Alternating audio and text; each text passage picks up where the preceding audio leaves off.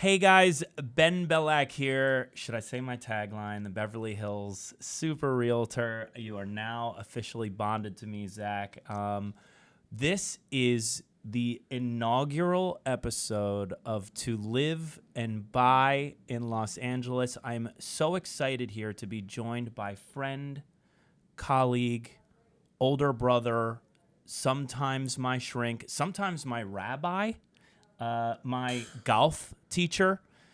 He's also my travel agent. He does own a vintage Mercedes. Stop me anytime. Guys, this is the undisputed heavyweight champion of the world. You know, I was really hoping you'd refer to me as super co-host. Please, Please, for God's sakes, don't use that term anymore. No, continue to use it because it works for you. Just don't associate me with you at all when you do. What's your name? Zach Goldsmith. Yes. It was written here. Get nervous. I am Ben Belack, and this is Zach Goldsmith. We have been friends for probably, I think, like 3 to 4 years now. Our friendship accelerated quickly. We are top agents in the United States, based here in Beverly Hills at the agency. Man, it feels weird to say that only 12 years in. Now, the format of this podcast is always going to be one where we talk first about a real estate headline, some real estate coaching tips, some recent data, as we're about to do now. But as you'd expect in an inaugural episode, you probably want to know who the fuck these two jokers are and what they plan to do. But first, we want to start out with some value. So we are going to talk about real estate first. Okay with you, Zach? Yeah, I think we have to address the white elephant in the room. The white elephant. Yeah, well, it's a holiday season, so I want to give you your gift now. $20 or less. Okay. The elephant in the room is this looming change in the real estate market. Okay, so fair enough. You know, it's crazy. My mother raised pretty. She didn't raise smart. So, like, oftentimes you're going to have to re-explain jokes, I think. Okay. Sorry you signed up for this. So, I think it is worth pointing out that we live in a world of media companies being owned or owning our news sources. So sadly, we tend to see headlines that are more driven to drive advertising sales. So in our space, and tell me if you think I'm wrong, but I feel like the compound effect of the impact of headlines as well as the conversations that we have with our clients are the market. Like, they dictate consumer confidence. Would you agree with that? Well, I think that's what everyone wants to know, is protecting their own assets. Mm-hmm. So that's going to drive everything. Okay, yeah. So what? Crazy enough, Redfin, which is a place where people will use to broker real estate transactions for them, they just came out with they just came out with a pretty scary headline, which reads in the following: Housing Market Predictions 2023. Ooh. I haven't finished it yet. As post-pandemic sales slump will push home prices down for the first time in a decade. And I think to any average consumer, what do you think that means to them? Like, what do you think, like, what are the ideas that are, like, conjuring in their head?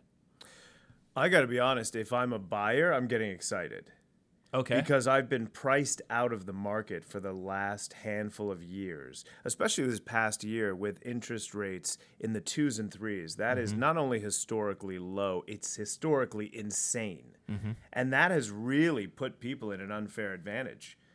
And I think now we're going to see a balancing effect, and we're going to see a turning of the tables. And I think it's an exciting time. Okay, so, all right, a little bit of a sneak peek into Zach's outlook for 2023. But I think what I'm kind of getting at here is I feel like when people read that headline and the other similar headlines, they automatically think there is a crash coming. Prices are going to hit the same level as 2012. And the truth is that when you look at it here, they say that post-pandemic sales does not necessarily equal prices. They are specifically talking about sales volume, meaning the number of homes that trade. So I think most people, 9 out of 10 people, don't even understand that differentiation. To be honest with you, I don't even know that I understood that differentiation until someone forced me to start really looking closely at those headlines only fairly recently in the last few years, as we've seen these kind of transitional news articles predicting what was coming. I pulled out like the they made like 13 predictions. I pulled the 3 that I think are probably the most meaningful to us. I want to also talk about, because this is an LA show, I want to talk about what we think is going to happen in LA. But let me just like go through these 3 predictions. I'll read a little bit off, and I want to hear your kind of hot take on them, and I'll chime in too. Okay, so prediction number 1 is that home sales will fall to their lowest level since 2011 with a slow recovery in the second half of the year. By the way, I just want to add on really quick. It is wild that they're saying that in this headline, which sounds really scary, that we are going to see sales drop the lowest that they've been in a decade. But the lowest they've ever been. You couldn't help yourself. The lowest they've ever been. But then within 180 days, the recovery will begin. And we're going to talk about this more, I think, on our second episode. But it's an interesting set of variables. So they're predicting that home sales will drop 16% from 2022 numbers. They're saying that existing home sales will likely fall 31% year over year in the first quarter, followed by smaller annual declines in the second and third quarters. By the fourth quarter, existing home sales will be flat from the year before. Sales will slowly start recovering as rates fall from their peak, but they'll still be post year-over-year declines most of the year. We expect about 20% fewer sales of newly built homes, landing at about 500,000 nationwide. Another possible... This is where it gets interesting. This is where people fell asleep. Or they pressed rewind 3 times, like hit the 30-second back button listen to get to that information again. This is how they're hedging. Another possible existing sales scenario is that they'll decline by about 12%. So not as bad as they're saying a paragraph before. That could happen if inflation consistently slows faster than expected, allowing the Fed to slow its pace of rate hikes and leading to quick mortgage rate drops. But inflation persists. If it persists, sales could drop by up to 27% year over year. So Redfin is basically predicting between a 12 and 27% drop. I think it's important also to note, to clarify, they are predicting a drop. This is a drop in volume, in transactions. This is not prices. So I'd like to also talk about where that puts prices for this coming year. That's coming up. Ooh, I'm in excited. The third prediction. So prediction number 2, mortgage rates will decline, ending the year below 6%. We expect 30-year fixed mortgage rates to gradually decline to around 5.8% by the end of the year, with the average 2023 home buyers rate sitting at about 6.1%. So basically 6% mortgage rates for 2023. No, they're not predicting, based on what they track with the Fed, 7%, 8%, all of these sky is falling things that people are saying on the streets. Great. Well, it's a prediction. There's a lot of factors involved that are going to determine that outcome. Mm-hmm. I think still, again, that's historically low. So if we look at the record as a whole, when my parents moved here, mm-hmm. I'm from immigrant parents, this. Mm-hmm. They're from London.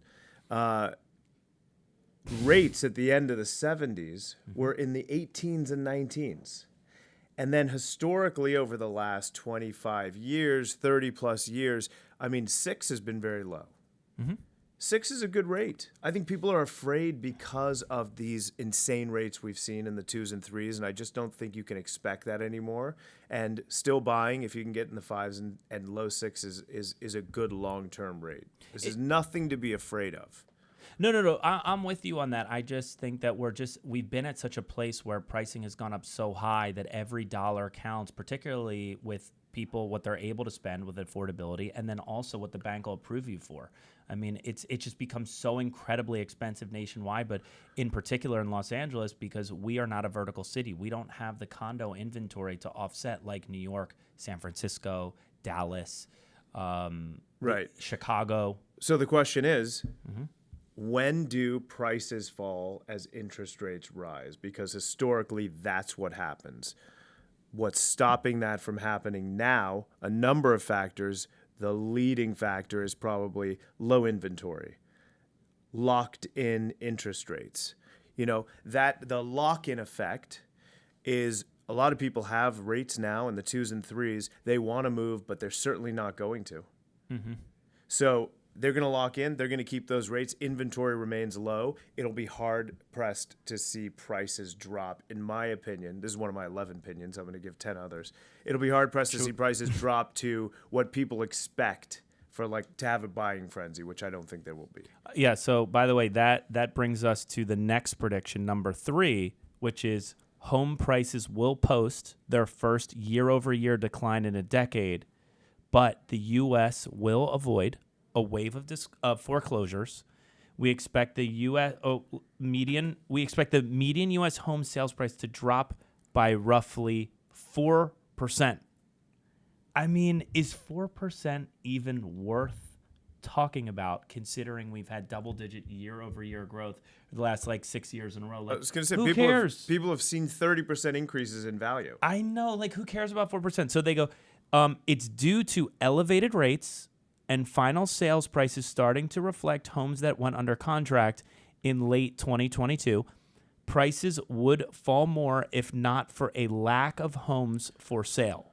We expect new listings to continue declining through most of next year, keeping total inventory near historic lows and preventing prices from plummeting. So I think they're echoing the same sentiment you just made, which is low inventory is a serious tailwind to insulating prices. And they also say how without the wave of foreclosures, it just doesn't seem like we have anywhere near the situation of 2008. Right. Well, 2008, people were upside down in their houses, right? So they had no choice. Forcing foreclosures. People now have huge equity. They don't have to sell. They can take loans out. The market goes bad, they can take loans out on that equity. Banks now are solvent. They were not 10 years ago. Mm-hmm. So banks and people are not losing houses. Mm-hmm. So there's a huge difference in 10 years ago versus today. It's completely different. And it just so as we wrap up this segment, my question for you is, how do you think any of these? Okay, actually, no. Let's get hyper local for this. This is an LA show. My question for you is, do you think these predictions, and I'll recap them for you quickly, which is home sales volume will drop about 16% if we just use their main thing without the hedge. Mortgage rates declining, fine. Actually, you don't have to speak to that one. We'll leave that one out of it. But that home prices will drop 4%. Do you think in Los Angeles, the markets that you and I serve, which is basically Los Feliz to Malibu, do you think that those numbers are the same? Do you think that prices will go down less than 4% in line with the U.S.? Yes or no, Zach? Yes or no? I think that's got to be pretty accurate, because although inventory will remain low, higher interest rates, a worsening economy, people's leverage is less than it was. People's buying power at 3% versus 6%, that's doubling your mortgage payment. So it eliminates a lot of people. So sorry, I can't help it. It eliminates a lot of that market. So someone buying a $3 million house 6 months ago maybe qualifies or can even afford a payment of $2 million today. So that's going to take out a lot of, even in Los Angeles, that is going to weaken the market. And I think we'll see properties that are not great, that are overpriced, continue to sit and reach huge declines. And special properties, unique properties, ones that will hold their value over a long period of time. And by the way, if you've got time, it's on your side, you will make money in this business. It's just hand over fist. You will make a ton of money if you've got staying power. So yes, I see the prices coming down even here slightly. I don't see a huge drop. But, I can see post 10%. Absolutely. So that's your, okay. So that I want to just get on the record here. I'm on record. So you're saying you could see 10% happening. Yeah. So I actually thought by the way you started that anecdote that it was you were going to say no, I think 4%. And to be honest with you, I was ready to kind of disagree with you per usual, but I'm kind of in the same place. I saw you getting red, so I switched my argument. Thank you. In the trenches, it feels like there is been a larger drop off in demand, and it also feels like, look, you and I both will agree. Most people buy or sell not to make money. They buy or sell because of life change, right? Death, divorce, needing to downsize, whatever it is, right? People are... And growth. Let's not forget growth. Yeah, sorry. I'm like a dark, neurotic, Go after the ones that die, get divorced. You're like an ambulance chaser here. I am. How about growth? How about being excited to change your lifestyle? I know, but what I'm saying is that I think that those people will always be in the market, but the buyers that did not need to buy, right, because of life change, the ones that can still buy, they are expecting to get a deal.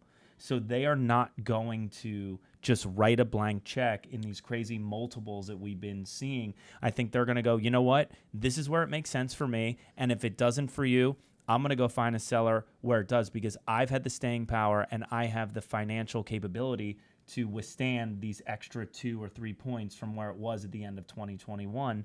And I do think, particularly in a market like LA that has been so overheated, I think 10% is fair. Not too much more than that because of the inventory stuff we said, but that's my take on it too. Now, being that you all don't really know who we are, I thought we could take a minute to kind of introduce who we are, how we got here, what we do. Zach, you want to start off?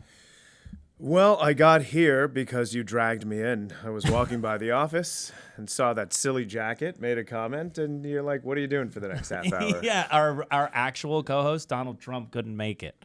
Before that, I was born in Los Angeles, which is incorrect. I wanted to see if you were listening. Oh, yeah, sorry. I was like, you're on what? your fucking phone. That's right. You were born in England. I was born in London, and I came here when I was free.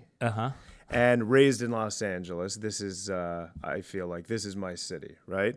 You have zero detectable accent from anywhere in Europe. There's no word that you say where I'm like, oh, he was born in England. Whereas like I say certain words and people are like, this guy's like trash from Philadelphia. I'm actually doing an American accent on this show for you. This is my God. So funny. Go ahead. What? I was just going to say there's so many like English real estate agents all over the world that like do business, particularly because people trust them because they sound English. And like you've decided to do the opposite. You've done the opposite. I should have actually retained it. Let's hear it. Do the rest of where you're from. Not the rest of it. Just like 30 seconds. People love my American accent. They think it's pretty authentic. I'll tell you, I should be using it. I should be using the British thing. I was in a bar once years ago, and I bumped into this girl, right? I've told the story before. And I turned her, I was like, oh man, I'm sorry. I didn't mean to hit you. And she was like, ew, watch it. And I did a circle around the bar, right? And whatever, came back, saw the same girl, purposely bumped into her, and she turns around pissed, and I was like, I'm terribly sorry. I apologize. Can I buy you a drink? And she's like, oh my God, it was like my fault. Can I buy you a drink? I was like, you asshole. That was, That's been my experience at the Abbey. Let's continue on. So you grew up here. I grew up here. And then how did you end up in real estate? My whole family's in real estate. I've always had, like they all say, a love of architecture. I love making deals. That's exciting to be the business aspect. But I came from the world of entertainment. And wait, can you tell us a little bit more about that? Like, okay, at what age, like you were in entertainment, the world of entertainment, and then at what age did you transition from that world to the real estate world? What's with you stressing the word? It's just like you were like, I'm from the world. Because I'm in the world of adult entertainment and didn't want to say anything, okay? I come from a background of comedy, stand-up. It's in me. That's all I've got really to offer. And this real estate is a vehicle to present that, just in a different way. So you transitioned in. Your mom was a very well-known real estate agent, to my memory, and your dad was a developer, right? Correct. So I come from a real estate background, so it was a natural progression when I decided I didn't want to do the daily grind. What other jobs did you have when you were growing up? Oh my God, I didn't like to work much, to be honest with you. If you notice from my work ethic So now, your you'll first see- job was real estate? No, aside from being I did a stand-up? long time. I've been in this business for almost 20 years. Before that was stand up, and then I did something in LA called the Job Factory. My parents made me go to this place called the Job Factory. Like, you know this, on Westwood Boulevard, where you do stupid things like you go to a kid's party and dress up in a Ben Belack costume from Buying Beverly Hills, or you spin a sign. Impressed. The worst things. I've been an assistant for a long time. That's really what I did for a while. Is I was a PA, and I loved that. A PA, a personal assistant on movie sets, and loved that world. I loved going from department to department because, I'm unlike you, a bit of an extrovert, where I don't like to sit in my cave and wish that I could just eat a pint of ice cream and the world would go away. I like Sounds people. like paradise to me.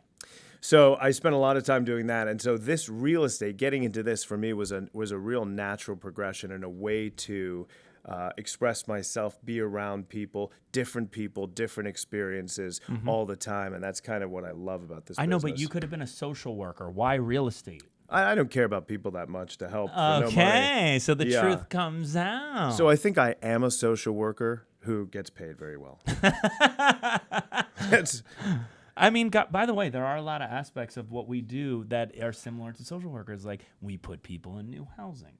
We listen to their problems. We help them get organized with things. that's what I mean. I'm a well-paid social worker. And I think it'd be hard-pressed to do it without me. Okay, so, all right. So what do you think? How did you end up here at the agency? Well, you've been here for 12 years. I've been here for 12 minutes. I have not been here for 12 years. What did you say? You said some 12 number I've been here before. for 7 years. I was somewhere else before this. Uh-huh. Go back to, depending on I the have been... outcome. So I was with a company called Hilton and Highland. Mm-hmm. Hold the applause. Mm-hmm. No one's clapping. Yeah. For 14 years. And it was arguably the biggest boutique brokerage in the world. And can you cut the rolling of the eyes? Okay. And you have something in your eye? And, well, it was, it focused on high-end transactions. Okay. And the company kind of was imploding, and I decided to jump ship before it exploded. Sharp left turn, ladies and gentlemen. Well, there was one of our partners and a mentor of mine, Jeff Highland, died last year. Sorry for your loss. And thank you. And it was a big deal for me to continue his legacy in a different path. And coming here was something I was never going to do. This was the last place I would ever come. So why did you come here, which is the original question? How did you end up here? I think I was just romanced by Mauricio. You ever look into that guy's eyes? Oh, my God. This Oh, my dude God, it's has very- sweet-talked me into so many things that I don't want to do.